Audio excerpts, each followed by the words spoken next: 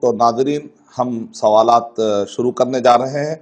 تو ہمارے جو سوالات ہم نے واٹس ایپ نمبر بھی دیا تھا اور اسی طریقے سے فون نمبر بھی. تو فون نمبر میں ہم نے کافی سوالات فون نمبر کے ذریعے سے لیے ہیں. تو واٹس ایپ کے ذریعے سے بھی کچھ سوالات آئے ہیں. جیسے بھائی نے سوال کیا ہے ای ایم آئی کیا ہوتا ہے اور اس سے موبائل فون لینا کیسا ہے. تو منتھلی جو انسٹالمنٹ اسکیم ہوتی ہے کہ منتھلی تھوڑا تھوڑا پے کرنے کو ای ایم آئی کا نام دیا جاتا ہے. یعنی مطلب ہے قسطوں کے اندر کیا کوئی چیز خرید سکتے ہیں یا نہیں خرید سکتے ہیں. تو ہندوستان میں جو ہم نے دیکھا اس کے اندر 2 کنڈیشن فلفل کرنا ضروری ہے. کئی کنڈیشن تو فلفل ہو جاتے ہیں. مثال کے طور پر پہلے ہی جو ہے قسطیں طے ہو جانی چاہیے, مل جاتا ہے انڈیا کے اندر. پہلے ہی کتنے مہینے میں آپ ادا کریں گے, کتنے مہینوں میں کاٹ کے آپ دیں گے. بھائی اچانک پیسہ تو نہیں دے سکتا. ایک آدمی موبائل لے لیتا ہے اور اس کی قیمت کو کہتا ہے میں تھوڑا ادھار دیتا ہوں, لیکن ادھار بھی کیسے دوں گا, میں قسطوں میں دوں گا. اس کو کہتے ہیں ای ایم آئی, یعنی کہ قسطوں میں ادا کرنا. تو کیا ایسی اسلام میں سہولت ہے یا نہیں ہے سہولت. اس کو بیع الاجل, فقہا نے کہا بیع الاجل کہہ کر انہوں نے تعبیر کی ہے, یعنی کہ پیسے بعد میں سامان پہلے. اس کو کہتے ہیں بیع الاجل. الٹا کیا ہوتا ہے, پیسے پہلے سامان بعد میں, بیع السلم. تو فقہا نے اور اللہ کے نبی صلی اللہ علیہ وسلم کے احادیث سے ڈائریکٹلی یا انڈائریکٹلی جو سمجھ میں آتا ہے, بیع السلم تو ڈائریکٹ ورڈ ملے گا آپ کو, اس کا اپوزٹ ہوتا ہے بیع الاجل. یہ استنباط سے علماء کرام نے نکالا ہے. ٹھیک ہے.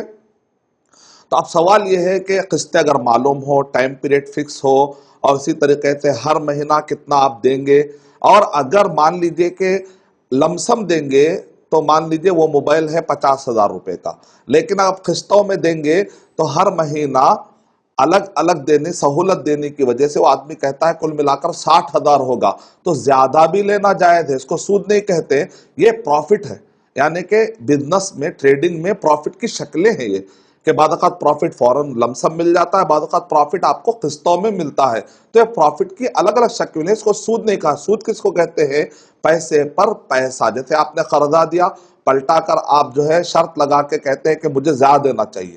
تو پیسے پر پیسہ پر شرط لگا کے جو بڑھایا جاتا ہے اس کو سود کہتے ہیں. پروڈکٹ ایک طرف ہے اور ایک طرف پیسہ ہے, یہ ٹریڈنگ ہے. ٹریڈنگ میں زیادہ لینا پروفٹ ہے. تو لوگ جو درمیان میں غلط فہمی آتے ہیں, تو سب سے پہلے یہ غلط فہمی ہٹائیے. اب ہندوستان میں حلال ہے یا نہیں ہے, تو ہندوستان میں حلال ہونے کے لیے 2 کنڈیشن پورے کرنا ضروری ہے. پہلی بات, بینک انوالو نہ ہو, اونر ڈیلنگ کرے.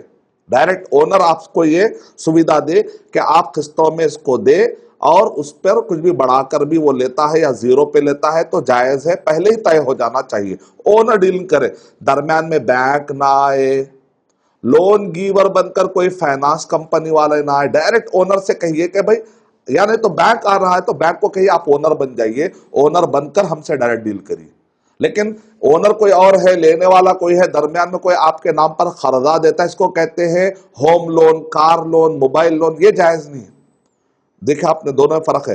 اونر سے ڈیلنگ ہو, لون گیور سے ڈیلنگ نہ ہو. دوسری چیز یہ ہے, ڈیلے پیمنٹ جو ہوتا ہے وہ سود ہوتا ہے. تو آپ ڈیلے نہ کریں, پہلے سے آپ کے پاس اتنا اماؤنٹ ہونا چاہیے کہ آپ ڈیلے کی نوبت نہ آئے. اگر آپ ڈیلے کی نوبت آتی ہے, اگر آپ پے کرتے ہیں تو سود ہے, اس کا گناہ ہوگا, اور مفتی جو بھی فتویٰ دینے والا وہ بری ہوتا ہے.